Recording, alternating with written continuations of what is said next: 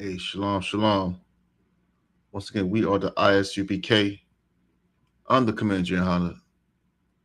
Started at 1 West 125th Street Hall, New York, teaching blacks, Hispanics, and Native American Indians that you are the real Jews. I'm priest and captain of 10,000 Warrior. Um, doing my weekly Islam breakdown. Um, yeah, I'm off the screen today because I want you guys to see the references, right? So, what you're looking at is a verse in the Quran, right? There's a verse in the Quran concerning the so-called Prophet Muhammad, right? And the point of this is to show black people that number one, this cannot help you, and number two, this man was not sent by God. You understand what I mean? And we're gonna look at it real quick.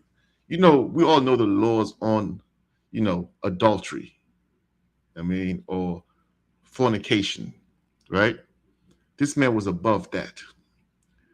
Watch this. This is in the chapter 33 of the Quran, verse 50, right? It says, "O Prophet, we have made lawful to thee." What he's talking about here, they try to say, well, they made it lawful for him to marry. But this is really talking about just sex, right? I'm going to prove it to you right now in the first verse, in the first line of the verse. It says, "O Prophet, we have made lawful to thee thy wives." Right there, it tells you this is not about marriage because it is lawful for you to what? To marry your wives? No. It is lawful for you to have sex with your wives. You know what I mean? Why would it be lawful for you to marry your wives? You're already married to them. Right? So, "O Prophet, we have made it lawful to thee thy wives, to whom thou hast paid their dowries, and those whom thy right hand possess." Again, is who does the right hand possess? Captives, slaves. So lawful for you or your wives and your slaves. Is he marrying these slaves? No. Right? Those whom your right hand possess of the prisoners of war. Right there it tells you whom Allah has assigned to thee. So Allah has assigned to Prophet Muhammad prisoners of war that he can have sex with. And again, this is ain't no prisoner of war gonna just be happy to have intercourse with the man who just went and slaughtered her whole family. One of the so-called prophet's wives, Sophia, for example. Could you imagine? He went into the city where she was a young girl.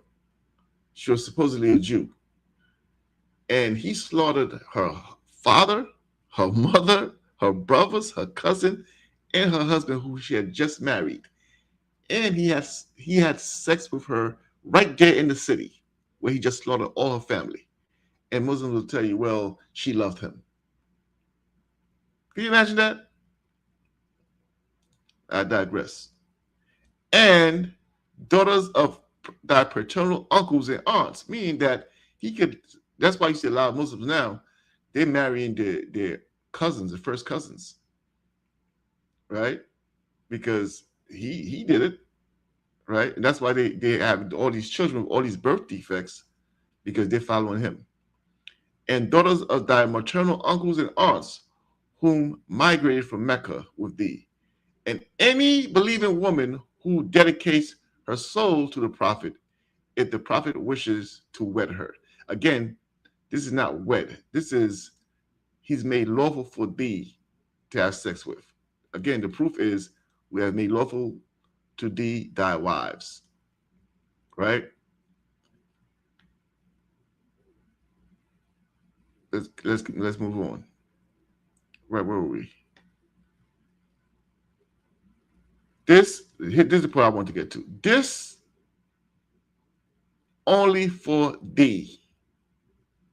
These are privileges only for thee and not for the believers at large.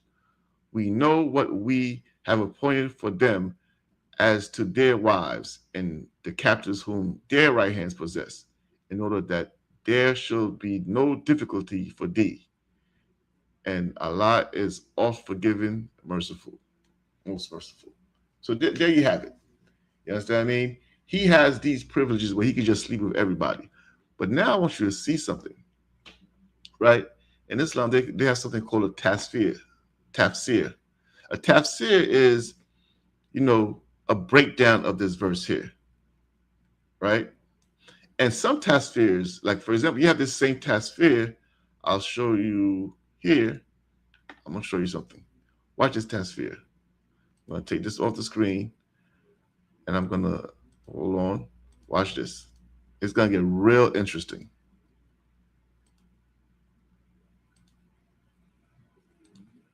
Watch this. I'm gonna bring this tafsir up here. This tafsir breaks down what we're being talked about. You see, chapter 33, verse 50. And he'll say, "O prophet, indeed we have made lawful for you your wives whom you have given," and it goes throughout the whole thing, right? But there's certain tafsirs that are not going to be translated for you in English. It's hard to find. I mean, it's going to be hard to find, but of course, we in the ISUPK, we're going to find all of it. I mean, we're going to find all of it, and we're going to give you the raw meaning of this. Watch this, and tell me if this religion is from God.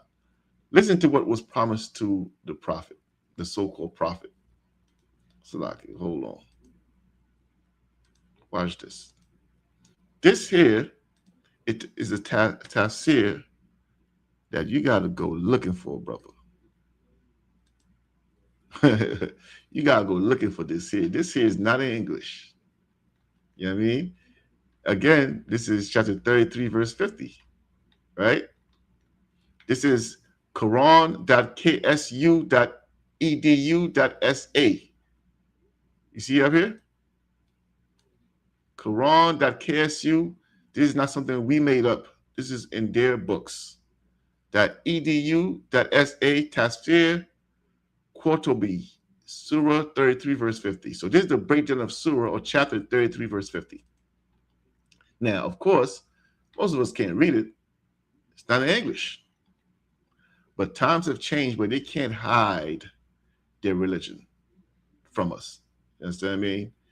And it breaks down the whole thing. But I'm going to go to one specific thing. I'm not going to waste your time with all this garbage. I'm just going to go to the specific thing here. So what we're going to do, you see, I just copied it right in front of your eyes. I just copied this. Now, what I'm going to do, I'm going to go here. We're just going to translate it right here. We're going to translate it right here. Hold on.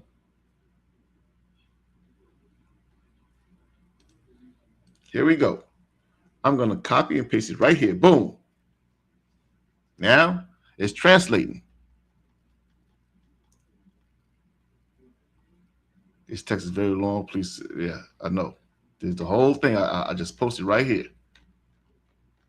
That's what I mean.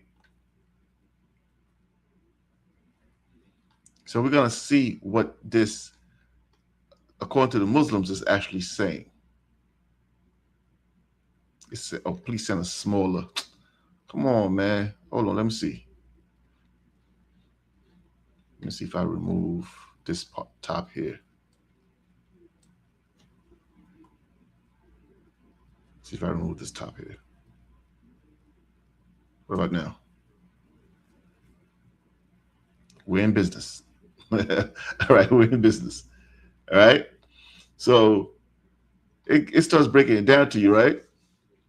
I want to show you something here. Hold on. This goes to break down the 16 privileges only afforded to the so-called prophet, right? You see 7th, Allah mentioned that uncle, blah, blah, blah, blah. So it start giving you numbers of the 9th privilege, the 10th privilege. You see it? See there, 10th privilege, the 11th privilege, and they start narrating all these things, right? Now we're going to come down here, right? You see, for example, marry a slave woman, right? But here's where we want to get to, right here. As for what we made lawful for him, 16 matters are mentioned. Now we're here. As for what we made lawful for him, 16 matters are mentioned. And it goes to select a special share from war booty, meaning that he gets a special share whenever he goes to war. He gets the best stuff, right? You know how when you go to war, what you take from the enemy is the booty, right? That's like treasures. He takes the best part, right? Exclusive use of portions of fifth of the spoil, so he gets a fifth of the spoil from the what he gains from war, right? Continuous fasting without breaking at sunset, so so he gets this privilege here. Having more than 4 wives, as you all know, Muslims could have more than one wife. They could have up to 4, but as the prophet, he could have more than 4 wives. Marriage through the warding of a gift, right? Marriage without a guardian, so basically he doesn't have to have a witness, or somebody does. Like for example, a father would have to give his daughter to a Muslim man to marry. He don't have to wait. Marriage without dowry, he's the only one who doesn't have to pay a dowry when it comes to marriage. Marriage while in the state of Ihram, right? Let's get to business. This is what I want to get to here. Well, exemption from equal division of time among wives mean that Muslims, when you have more than one wife, you have to spend equal time with them. He don't have to do that. He just goes to his favorite. Now, here's the one I want to get to here. Privilege number 10. If he desires a woman, so if the prophet sees a woman who's already married and he wants her, her husband was required to divorce her, and she became lawful for him to have sex with. This from God. Let me read it again. If he desired a woman, her husband was required to divorce her, and she became lawful for him. That's from God.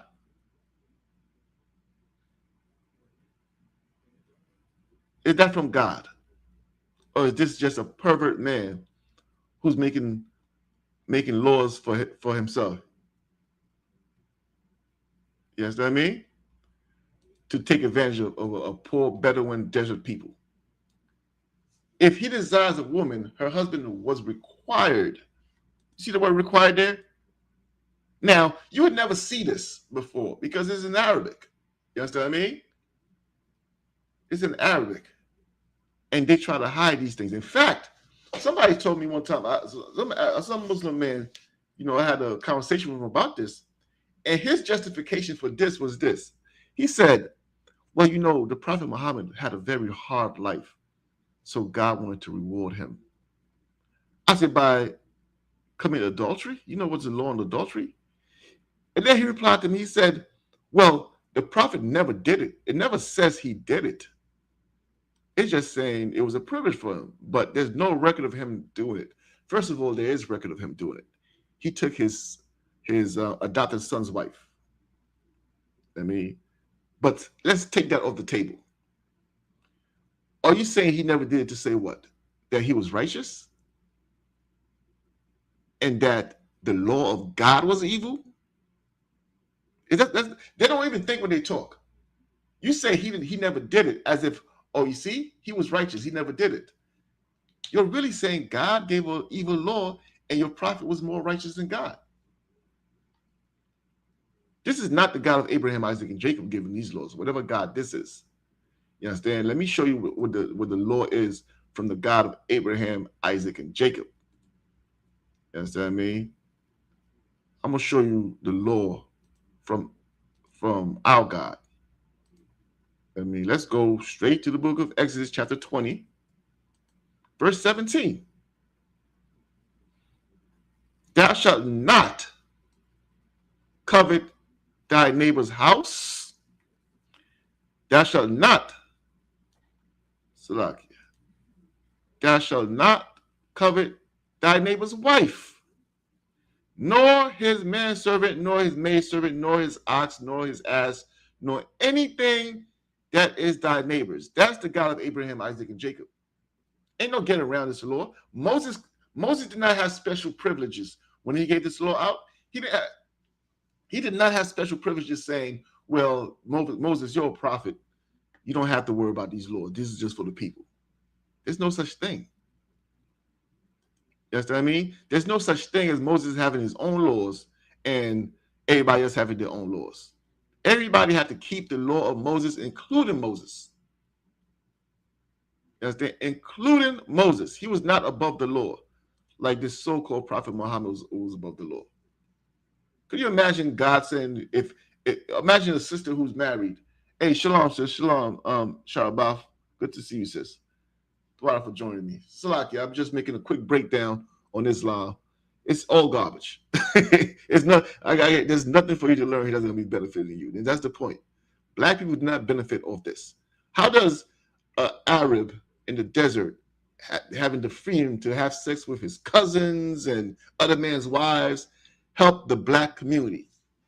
Right now, the black community actually, right now, in all their music, they're talking about what? Sleeping with another man's woman. And that is only inciting what? More violence.